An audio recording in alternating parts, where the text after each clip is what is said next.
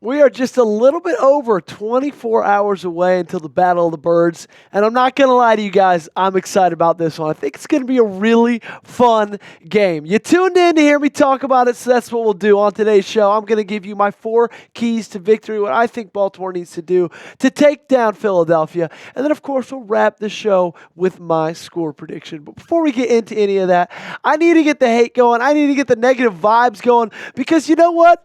Philly fans aren't that nice, and now it's our turn to not be very nice, okay? I want to get as many F PHIs in the chat down below as possible, okay? I want YouTube to ban you for how many times you're commenting on this video. Do it right now.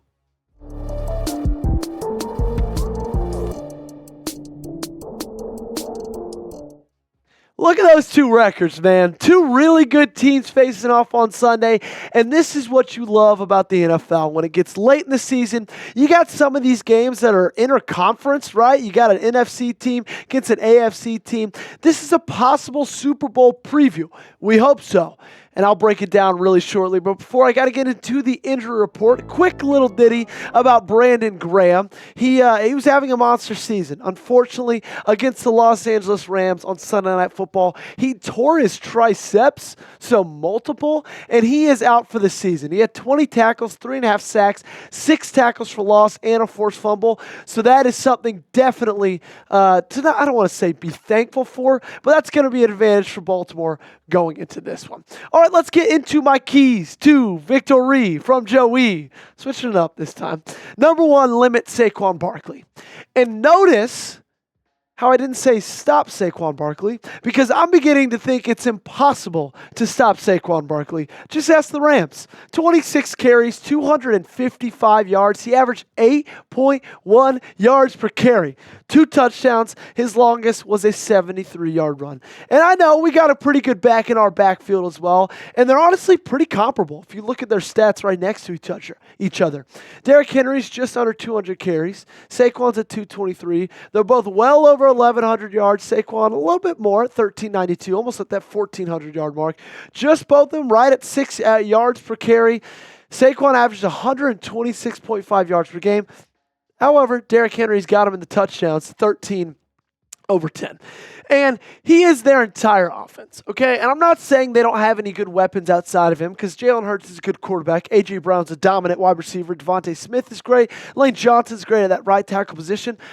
But what he is able to do for them running the football and passing the football as well, we'll get to that in just a little bit, but it has totally changed the way this offense operates, okay? It has totally changed the way that Jalen Hurts has played this quarterback position, okay? I know he played a lot of last year hurt, but man, adding Saquon Barkley, in my opinion, has kind of turned this dude's career around, okay? So I got a question for you before we get into anything else. Should Saquon win the 2024 NFL MVP?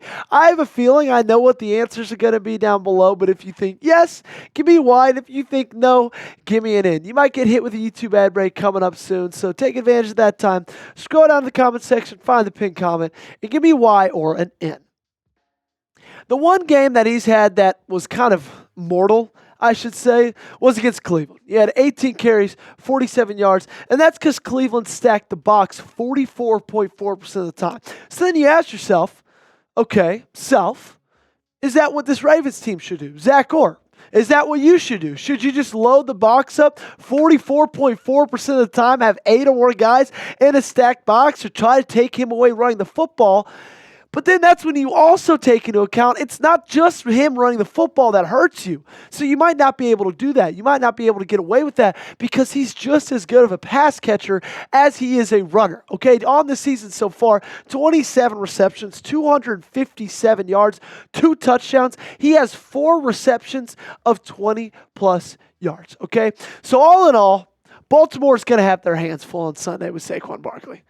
That's just how it is. I'm not going to be able to sit here and scheme up a way. This is how you stop him. This is what you do. Because multiple different teams have tried multiple different things. And other than Cleveland, It just hasn't worked, okay? So you got to limit him. You can't let him dominate and take over a game like he did against Los Angeles, because then if that happens, you pretty much have no shot, okay? If you want to join me tomorrow, I will be live for this game. Me and producer Colin is making his first appearance on the channel. We'll be live at 4:10 p.m. Eastern time. I know it's usually an hour before. Unfortunately, we got some other things to attend to, but we'll make sure that we're live by at least 4:10, so come join us, come hang out, because we'll be live for the entire game. All right, number 2.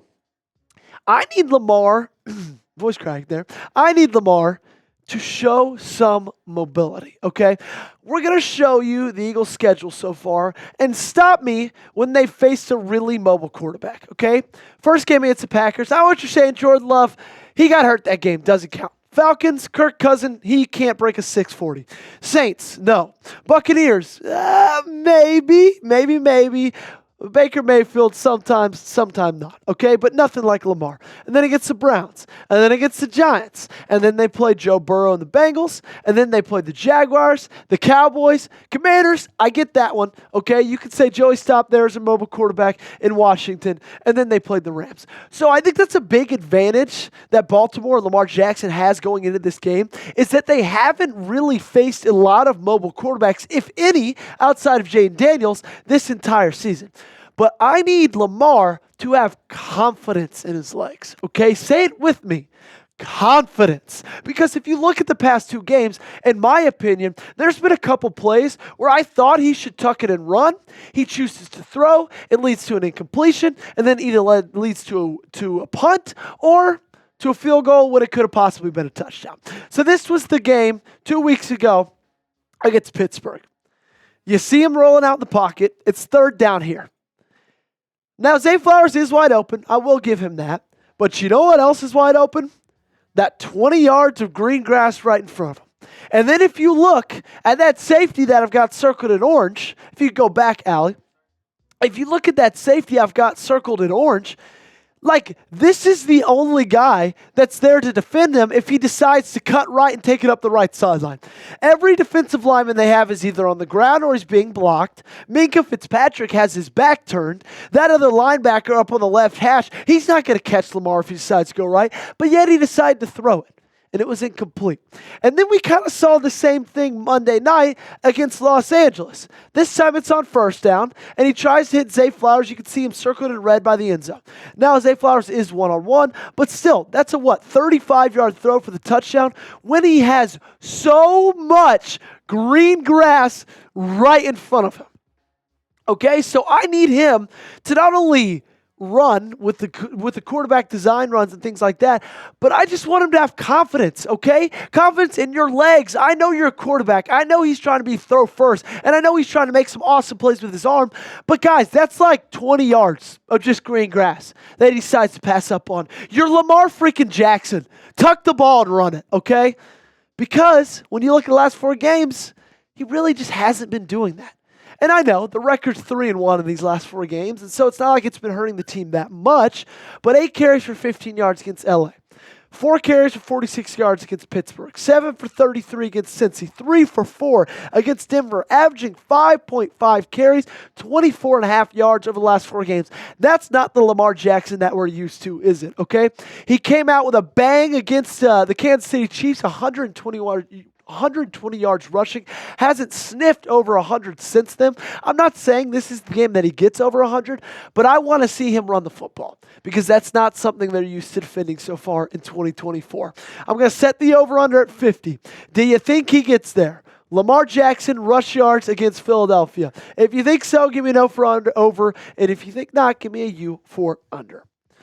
Number 3, I think you got to get to Jalen Hurts, okay? Jalen Hurts, him and I have a love-hate relationship. And it's a love-hate relationship in just the fact that, like, I kind of hate him, but also there's times that I kind of love him, okay? He has no clue I exist.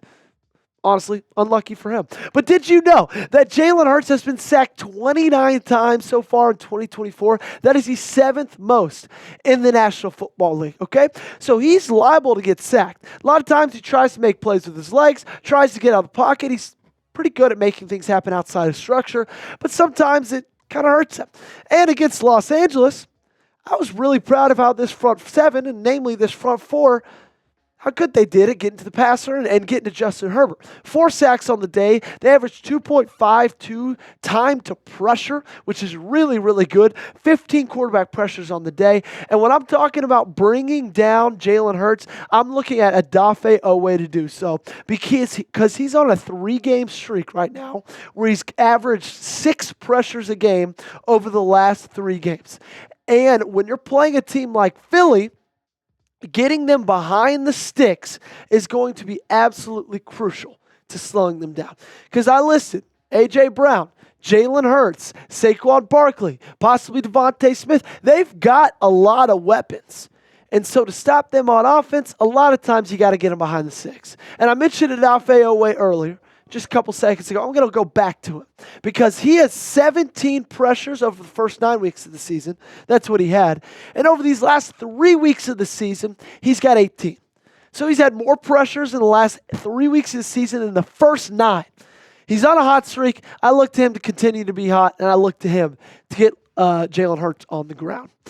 If we're speaking of defensive players, I can't talk about this defense without talking about my guy, Nate Wiggins. He's been absolutely phenomenal this season. If you want to celebrate the rookie's performance and you want to get a jersey before they're all gone, all flying off the shelves when he's winning Defensive Rookie of the Year, you can head right now to chatsports.com/Wiggins to get it for yourself. It's $90 off. Black Friday was yesterday. We got Cyber Monday. On Monday, we're offering you good deals right here on Ravens Rundown as well. So chatsports.com/Wiggins, $90 for a Nate Wiggins jersey. My last key to victory is you got to limit the penalties. And we talk about this pretty much every week. Okay? We talk about the penalties, we talk about the pass defense pretty much every single week on this show, and that's because those really have been the 2 things hindering this football team. And if you look at the penalties that they've suffered in losses, it's apparent that this has been a big reason why they're losing these football games, especially against teams like the Raiders and the Browns that you're just flat out better than, okay? 7 penalties, 11 penalties, 7 penalties, 12 penalties. They're averaging 9.25 penalties per loss, 76.5 yards of penalties per loss. And it's just been a problem all season long, not even in the losses, in the wins as well. I'm pretty sure they had 10 penalties on Monday night against Los Angeles. Still won the game, but 10 penalties is just like unacceptable. 120 total flags so far this year, first in the NFL. 865 penalty yards. They're like almost to 1,000. And it's only week 12? Absolutely ridiculous. And you won't be able to beat a team as good as Philadelphia if you're shooting yourself in the foot and committing stupid penalties. You couldn't even beat a team like Las Vegas. You couldn't even beat a team like Cleveland because you're committing so many penalties. What do you think a team like Philadelphia is going to do to you if you're committing penalties? Okay? You know what they're going to do to you? They're going to put 40 on your head, and they're going to absolutely destroy you. Okay? So here's the matchup. We got Philly. We got Baltimore. It's in the bank. It's December. This is the best time of the year. And I think this team keeps it rolling. I think they win a close one against the Eagles by a final score of 28-23. If they do all those 4 things that I just said, I think they got this one in the bag. You heard my prediction. Now it's time to get yours in. Let me know in the comments section down below what your score prediction is for tomorrow against the Eagles.